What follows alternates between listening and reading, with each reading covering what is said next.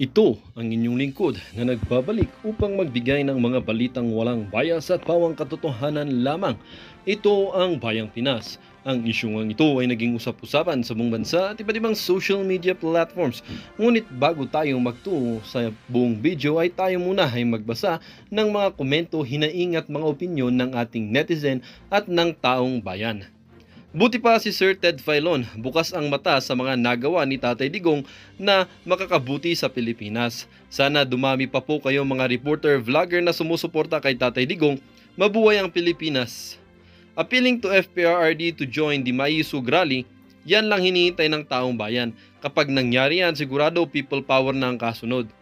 Dapat lang respetuhin nyo ang former president ng bansa at siya lang talaga ang merong highest rating until sa pagtapos niya bilang Pangulo. The best president ever si PRRD. Kahit sino nakaupo Pangulo, mayroong mga namamatay dahil sa bawal na bushabs. Hindi lang ang nakaraang administrasyon sang nangyayari, hindi may iwasan. Walang mga matibay na pinapakita, alam naman sa lahat mananalo FPRRD sa anumang tanong para sa bayan. Kung aaten si Tatay Dig sa hearing sa Lunes, sana ganun din si BBM after his term, tawagin siya at tanungin kung nasaan ang project at pondo ng flood control para patas din naman. Naging congressman si Manong Ted doon mismo sa baluarte ni Tamba. Taga 1st District of Leyte si Manong Ted, kaya alam niya ang bao ng Romualdez doon. Good job Manong Ted.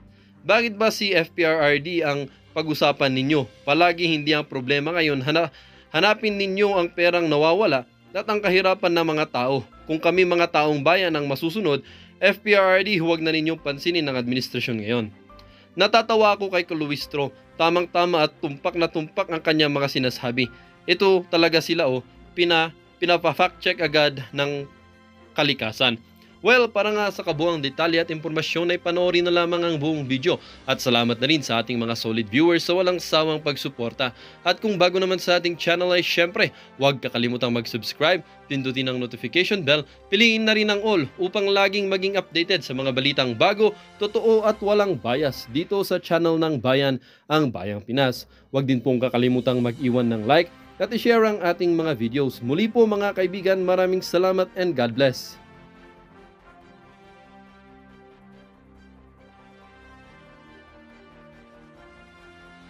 Ayon kay Senador Ronald Bato de la Rosa, nagbigay na umano ng confirmation si dating Pangulong Duterte na dadalo ito sa pagdinig ng Senado. Sa isang larawan na ipinost kagabi ni Senator Bato, makikita na kasama nito ang dating Pangulo sa isang restaurant. Gayon din ang partner ng Pangulo na si Hanilet Avancenia at former House Speaker Pantaleon Alvarez. Nauna na rin kinumpirma ni Napakagandang balita ho niyan kung talagang dadalo itong si dating Pangulong Rodrigo Duterte. Lagi ho sinasabi nung kasama natin nga nag-endo na.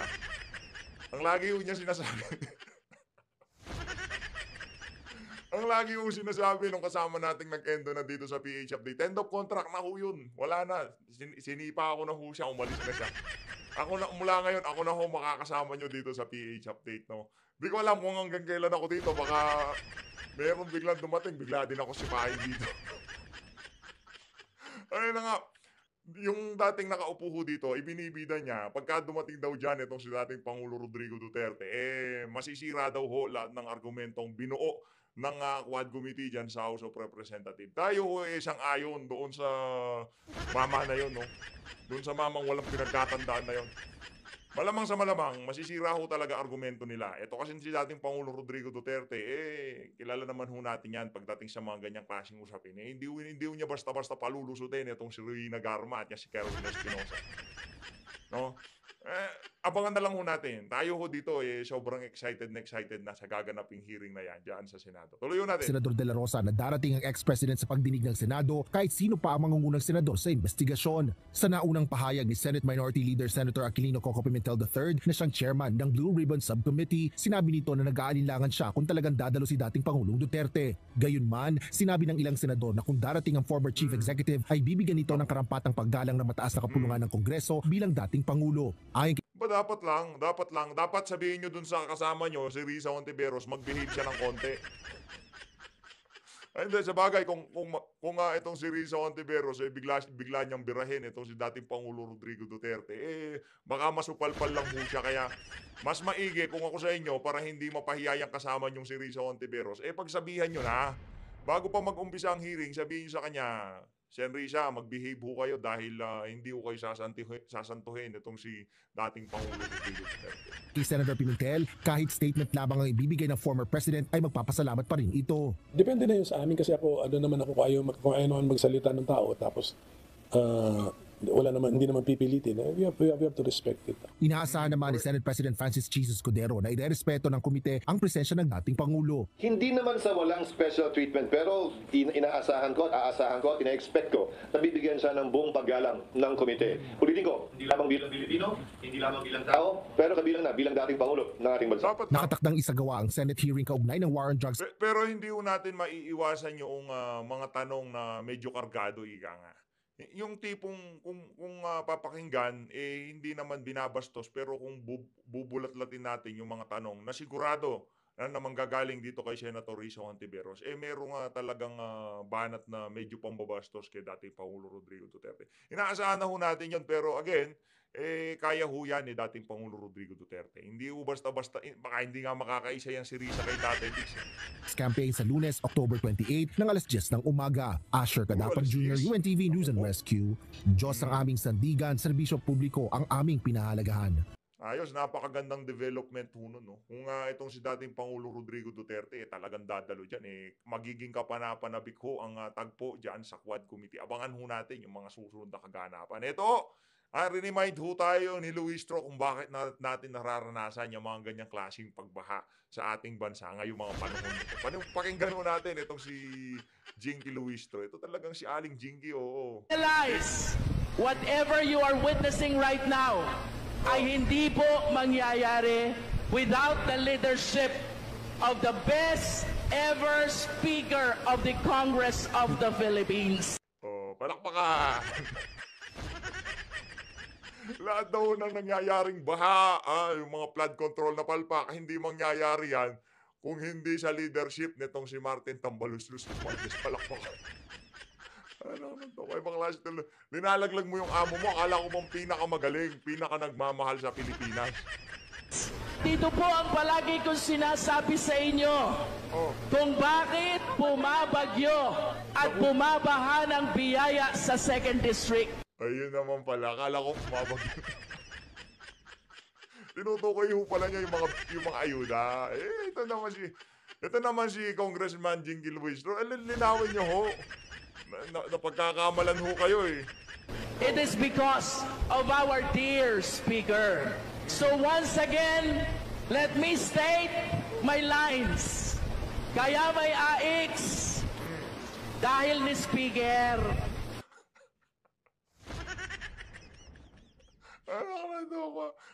Laugh trip po talaga to si Luistro.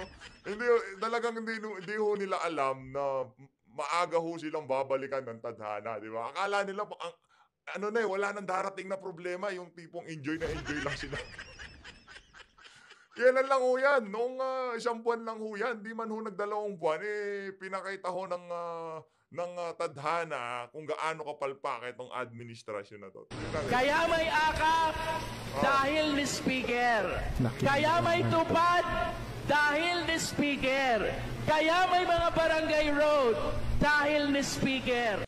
Hindi ho dahil kay dahil kay Juan de la Cruz na nagbabayad ng tax.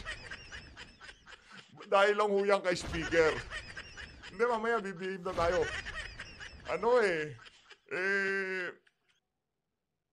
Ito naman ho kasi si Aling Jinky. Paano ba yan? Kaya napakalalim ng baha at talagang kulang na lang malubog ang buong Luzon dahil din ho ba yung kay Speaker? Kaya may patubig. Pogi ho ba? Napopogihan ho ba kayo sa kay di ba balbas pa lang? Hindi uubra si si Dan Fernandez, yung papogi-pogi ni Dan. Hindi uubra kay PH Applico. Sabihin ko sa inyo mga kababayan, malayo ho. Hindi siya uubra dito. Dahil ni Speaker. At kaya may groundbreaking ngayon. Dahil, Naku, Mr. Speaker, Mr. Speaker. panahon ng Ayun na nga mga kababayan, dito sa bahagi ng video na to, magsiseryoso na to tayo. Dahil kailangan nung seryosuhin itong mga ganitong klaseng usapin. Dito sa bahagi ng video natin na to, nagbigay ho ng komentaryo itong isa sa mga iniidolo natin, itong si Manong Ted Filon, sa mga nangyayaring kabalbalan ngayon sa ating bansa, doon sa mga hearing, sa mga walang kamatayang hearing, kaugnay dyan kay Alice Guok, at kung kani-kanino pang mga controversial na topic ngayong panahon na to.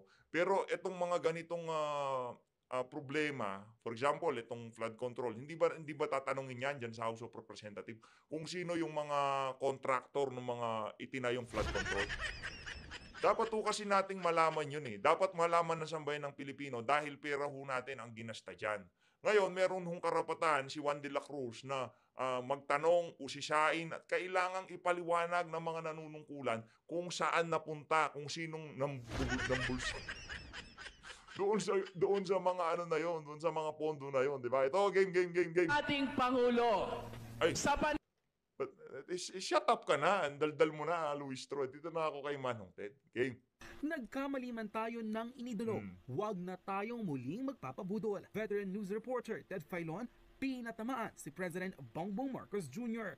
Umabot na Naku, sa mahigit sa 5 pinatamaan na. million views across social media platform ang naging patama di umano ng veteran journalist na si Ted Filon sa administrasyon ni President Marcos Jr. Sa kanyang programa, tila idinaan ni Ted Filon ang kanyang mensahe sa administrasyon na pakiwari hindi na raw natuto sa pagkakamali ng kanyang ama at tila balak pang ulitin kahit na maraming Pilipino ang magiging kawawa. Tunay nga raw na noon pa man ay dapat makinig na sa dating Pangulo dahil kung nagkataon, hindi raw sana nabudol ang mga Pilipino. Gayunpaman, ang mensahe ni Ted Filon ay nag-iwan sa kanyang mga tagapakinig ng aral na ipaglaban ang karapatan bilang tao dahil ang boses mo bilang Pilipino ang magpapalaya sa mapangsupil na gobyerno. Panoorin ang full video. Ngayon, Ito, pakinggan ito natin. naman ang panata laban sa mga nambubudol sa Pilipino. Nako. Mga Bilang nambubudol Pilipino. sa Pilipino. Ngayong mga panahon na to, marami ho yung mga yan. Isa lang ho yung si Marcos Jr. At ano lang ho yan sa tingin natin, meron hong puppet. Di ba nung panahon ng eleksyon, ang puppet itong si Lenny? Ngayon ho, ang totoong puppet, itong si Marcos Jr. pala. Di ho natin na ano yun, di ho natin na anticipate na talaga pala ang totoong puppet, hindi ho si Lenny. Ang totoong puppet ho pala, walang iba kung hindi itong si Marcos Jr. Magiging mapagbantay ako sa ginagawang pagnanakaw ng mga taong gobyerno sa bagong Pilipinas. Bilang Pilipino, isisiwalat ko ng buong tapang at may dangal ang katiwalian at pagmamalabis ng mga taong Naku po, yari tayo dyan. ng mga lingkod bayan. Bilang Pilipino, iaalay ko ang aking lakas, talino at kakayahan sa pagmumulat sa kaisipan ng mga Saludo. dukhang pinagmamalabisan. Sa matikas na saludo para kay Manong ng Ted. mga taong nasa likod umano na sinasabing bagong Pilipinas. Bilang mga Pilipino, Binabanatan na ho nitong si Manong Ted, yung bagong Pilipino. Wala ho kasing kakwenta-kwenta yung ano na yun, yung slogan ng bagong Pilipinas. Puro ayuda, puro baha, puro korupsyon. Mantakan nyo ho yun, bilyong-bilyong flood control, hindi ho natin malaman kung saan napupunta yung mga yan. magkaisa tayo sa paggising sa lahat ng mga nabudol at bilang mga Pilipino na nagmamalasakit sa kalagayan ng mga nagdarahop na mga maralita nating kababayan, sabay-sabay tayong sisigaw na may buong tapang sa mga kabulastugan ng mga opisyal. Ito si Manong Ted, walang takot no?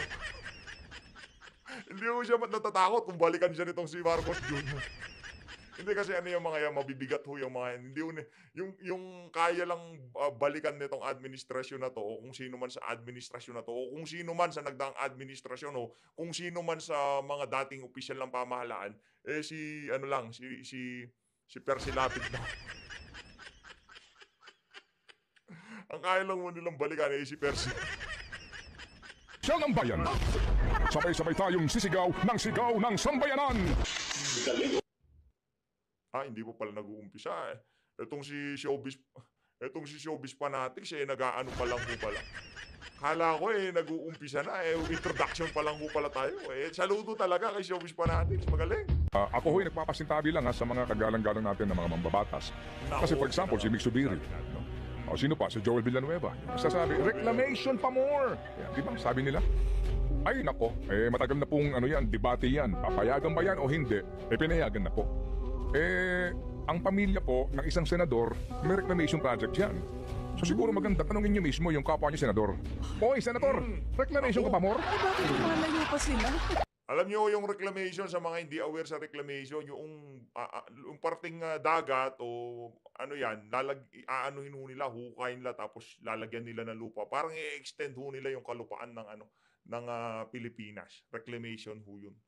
Yung ginawa ho ng mga Chinese diyan sa West Philippine Sea, 'di ba? Nagtayo sila ng mga base doon. Yun, ganun ho ginawa ng yung mga iba senador diyan, yung pamilya ho nila, meron ganyan. Meron sila reclamation. Ay, ganon? Yes, ma'am. Di po ba? Magpakatotoo po tayo sa isyong ito. Ano ba problema dito? Di ba? Sa isyong ito, ano ba? Ano ba ang problema? Kawalan ng plano? Mukhang hindi kasi may master plan na po. Mga kapatid, pag pinag-usapan po natin dito ang master plan, ang master plan na po ito, pinondohan pa po ito kasama mga kaibigan, ha? Okay, dahil po sa pinsalang iniwan ni Ondoy at ni Pepeng noon, ang ating pong pambansang pamahalaan sa tulong po ng World Bank gumawa ng Metro Manila Flood Management Master Plan. Itong master plan na ito ay patutupad sa loob ng 25 taon. Ito yung blueprint o detalyadong gabay para tugunan ang problema ng baha sa Metro Manila at karatig lugar. As a matter of fact, nagkaroon pa po ng National Economic and Development Authority Master Plan Approval. Grabe naman yan, meron pang ganon. Grabe naman, talaga palang pinag-aralan yung yung flood. Ang pag-aaral lang ho nila, nandun lang ho sa flood. Pero pagdating sa control, wala ho sila doon. Hindi ho nasama. Tanong natin kay Manong Ted, kung yung control ba, nasama sa budget. Mga hanggang doon lang ho tayo sa flood. Mismo, dito po sa sinasabi po na ginastusan na study. Nagkaroon din po ng flood summit mismo. Naku! Mantakin nyo yan, meron pa hong flood summit? Meron pa silang nalalamang flood summit? Kamara de Representante, kapag pinag-usapan natin ang plano, may plano. May master plan na. Pera? Pondo? Yung ba ang kulang? Hindi. Dahil, mga kapatid, sa record mismo. At sino ba nag-a-aproba nito? Hahanapin nyo yung pera, pero kayo nag-a-aproba, di ba? Sa pagbibigay ng pera. Ang sisti nga kasi, wala pong accountability na nangyayari. Hindi po ba? Ngayon po, focus na naman po wala muna ngayong pogo. Wala munang Alice Goo ngayon. Dito tayo nakafocus sa baha. Ngayon, aaraw isang Yari kayo ngayon. Wala na kayong pantakip ng butas. Si Alice Goo kasi napakalaking band-aid niyan eh. Ni-stretch ho nila yung issue ni Alice Goo. Pagka merong, for example, kay OJC, Alice Goo, hanapin natin, hulihin natin. Ganun ho ginagawa nila. Kung baga pantakip ng butas, tapos na ho si Alice Goo, nakakulong na. Paano nyo pa SSC yun? Panis na ho ang issue. O yung kay Pastor Apollo Kibuloy, wala na rin ho. O ngayon, ang sinusubukan nilang pantakip sa butas, yung nahuli nilang tulak dyan sa Malacanang compound. No, malapit sa area ng Malacanang. Yun yung ginagusto nilang pantakip sa butas. Mantakin yun, mismong bahay ho nila, sinusunog na nila para hindi lang mapag-usapan yung flood control. Labo, di ba? Mantakin, real talk ha, yung mismong nila, yung mismong kabahayan nila dyan sa Malacanang, pinagmumukha na ho nilang napaka-alamak ng illegal na droga para i-headline ng mga ng mga mainstream media na merong nahuling tulak dyan sa Malacanang compound. Yun ang totoo doon, mga kababayan. Juan, malilimutan po na naman ito. Hahanapin mo na naman si Alice Goo. Hindi ba? Ganto po at ganto tayo lagi sa bayan na ito eh. Nakakainis na, di ba? Nakakapagod na. Pero anong gagawin natin? Pwede bang mag-live muna bilang Pilipino? Ay, huwag masyado matagal. Nakakainis. Pwede naman, Manong Ted. Yung dating nakaupo dito, pinalib ko na eh. Pinalib ko na siya eh. Ano na daw siya, magbabakasyon mo muna. Kaya ako muna papalit. Pero one of this day, babalik din ako siya dito. Nga, di ba? Ay, sinabi sabi ko nga sa iyo, mga kapatid din, nung pong unang panahon. Tanungin ko na lang yung mga kasama natin dito. Pababalikin ko pa ho ba yung kasama natin? O ako natitira dito? Ako nabibira dito? Mahinang klase yung kasama ko eh. Masyadong mabait. Dito ho, wala na ho tayong bait-bait, no? Talagang bibira na ho tayo dito. Di naman ho tayo magpe-face reveal kung hindi ho tayo bibira na matindi, di ba? Hindi tayo magpe-face Nahon reveal. ang aming segment sa Hoy Gising kasama si Corina at maging si Chris Aquino. Kasama namin si Chris Jan. Tapos naging si Ruth Abaw. Oo. And then si Jel Rilos. Ayan. Hoy Gising. Oo. BLT. BLT. Basura, lubak. Oo. Okay. Basura, lubak, tubig. Ayun, yun eh. Kasama ho. BLT. Noon pa po pinag-uusapan yan eh. Oo. Yung isyong yan eh. Oo. Itong baha din po, mga kapatid. Sino pa presidente Oh, noon? Si Cory Aquino. Oh. Mga kapatid, ito po pag-usapan natin ng pera. So meron ka ng master plan. Oh. Wala ka ng problema doon. Ang bayan gumasta na po ng master plan. Correct. May gastos yan eh. May pag-aaral yan eh. Pera. Bilyon na, Okay. bilyon. Magkano ho ba ang pera ng Doon pa lang ho sa doon pa lang sa kumbaga feasibility study, kung paano yung mangyayari doon sa master plan na yon, yung kumonsulta sila ng mga yung mga eksperto, nagbayad na ho tayo ng bilyon-bilyon doon pa lang ha. Tapos meron na ho tayong plano, may pondo, i-implementa na lang. Sa sobrang bangago ng administrasyon, implementation na lang, ay sa bagay, di ho sila bangag, mga kurakot ho sila. na ilaan na so far dito nga po sa mga flood control projects na ito. For last year mga kapatid, ang binabanggit nila dyan, 2024 budget, magkano? 2024 budget, 450 billion pesos. 450 billion pesos. Mga kababayan, kaya yung sinasabi netong si mahigit tatlong daang araw lang naman yung di ba, yung isang taon. Mahigit 400 ho yung gastos natin dyan sa flood control. Kaya tama yung sinasabi nitong si Senator Joel Villanueva. 1 bilyon kada araw ang winawaldas galing sa pera ng mga taxpayer para hindi ho sana tayo bahain. Kaso ang problema sa sobrang kabangagan at kakurakutan ng mga politiko ngayon, hindi ho natin nakikita yung resulta na dapat sana ihati-ihatid noong 1 bilyon kada araw na winawaldas ng administrasyon na to para dyan sa flood control na yan. Palakpakan ho natin sila. Ano naman to? Baka mapapaseryoso din ho ata tayo dito. That's for nationwide. Oo. Walang detalye dyan kung magkano po ang for NCR. Ang sabi po ni Ginoong Bonoan, ang flood control projects ay sa Metro Manila. Pero Huwag daw tayo mag-ambisyon na mawawala ang baha. Hindi po. It's a given. Okay? It's a given dahil po sa una, mga kapatid, una, ang ilang mga bayan sa Metro Manila lubog na. Tumataas po ang tubig sa dagat, lubog na po ang ilang mga bayan, at talaga po may mga bayan, Navotas, Malabon, yan ho yan. Yan Malolos na iyan, Hagonoy na iyan. Opo, hindi na po yan makakaahon sa baha. Ang pinag-uusapan lang po dito ay yung kung hindi na Ano yan kumbaga talagang tanggap na ho na yaang mga lugar na yan, bahain kasi mababaho talaga. Once na umulan, sa ayop sa gusto nila, dyan mag-accumulate yung tubig. Kaso, doon ho papasok yung mga pumping station na kabilang doon sa flood control master plan. Ngayon pag bumaha na pagkatapos bumaha after few hours minutes lang ho siguro, bababa na ho kagad yung tubig. Pero dito ho sa nangyayari na to, umaabot ho ng 48 hours, baha pa din. Ibang klase talaga ng tubig. O kaya po naman mabawas-bawasan lang po. At hindi na rin po maiaalis na dahil po din sa kawalan ng National Land Use Act, ang mga kabayanan po dito ho sa Rizal, yun na po yan. So hindi na po mawawala itong baha na ito. Wala pong flood eradication project. Walang ganun. Flood control na lang ho, di ho ba? So pera pinag-uusapan natin. Dito pong nagdaang taon mga kapatid, Opo. Ang pera pong inilaan para po naman sa flood control project for Metro Manila alone ay 147.5 billion. Last year yun. Kaya nga ang tanong din natin, yung saan napunta yung pera? Okay. Isa-isahin ko lang po ito, mabilis lang. Babalikan ko lang po yung 2016 at 2017 hanggang sa last year na budget for flood control management program ng DPWH, particularly po dito nga sa area po ng NCR. Okay. For 2016 and 2017, 131.9 billion. 2018, 127.7 billion. 2019, 90.7 billion. 2020, 90.1 billion. Yun ah. 2021, 101.8 billion. 2022, 129 billion. Last year, 183 billion. Hindi pa kasama dyan mga kapatid yung pong mga proyekto na nakalaan po for Metro Manila Development Authority alone.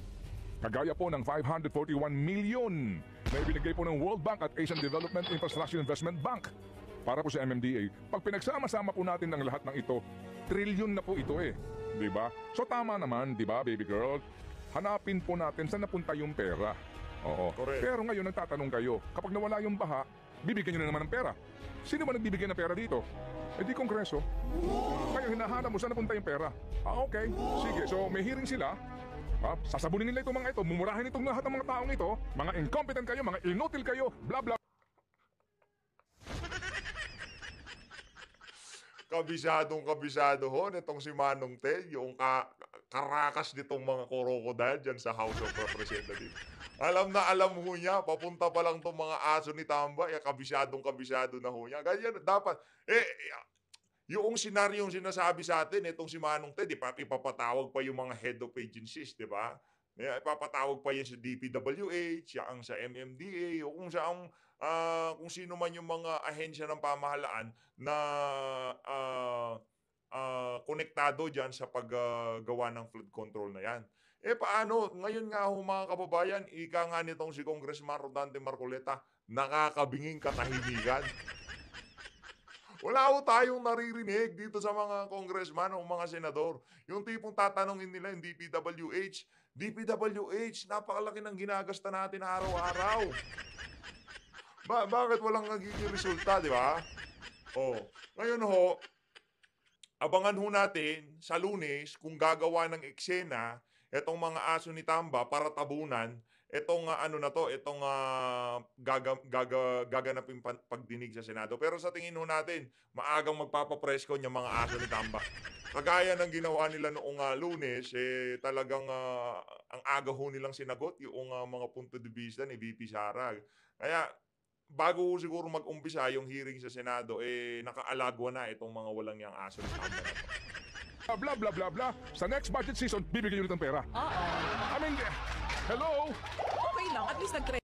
Pero sa Senado, sabi naman nitong si Senator Joel Villanueva, sasabunin daw ho nila yung DPWH. Tatanungin nila kung saan dinala yung ginasta para sa flood control na yan. Abangan na lang ho natin yung magiging budget deliberation pag nag-resume ng session dyan sa Senado.